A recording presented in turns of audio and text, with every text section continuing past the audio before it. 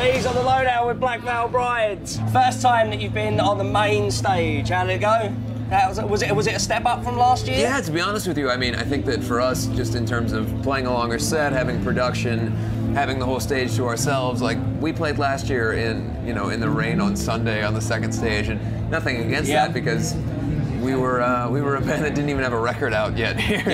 This year it was the real deal, and it felt great. When you say you brought production, that's rare for a band that plays during the day. Were you bringing like pyro and we had fire, we had pyro, we had all that. That's how you do it, man. Are you in the middle of writing at the moment? I think I saw something with John Feldman. Yeah, Feldman's producing our record. Are you recording like with the exception of like coming out and doing this couple of shows? We're doing this. We're doing about 5 shows, 5 or 6 shows, headline shows, and then we're doing a tour with Motley and Slash, and then we're going home and we're finishing up the recording of the record. We got about 25 songs written. We got about 4 recorded.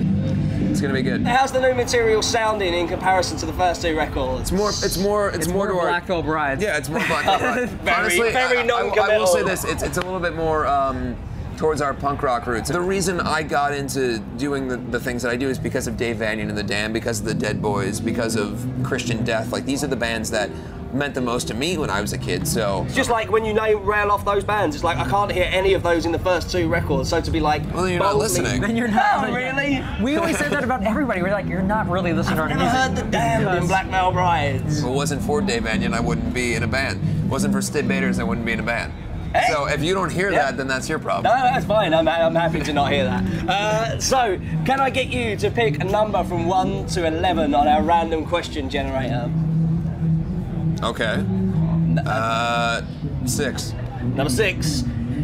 If the Queen was to die, which we're not hoping for, and you were to get to pick one rule for the whole of England, what would it be?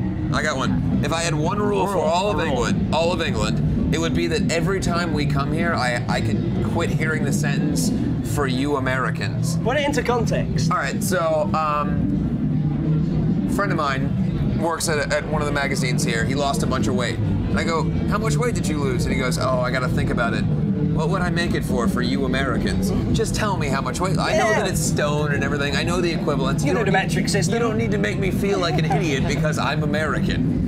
I would say that it's over with making us feel subservient because we did what you guys do better.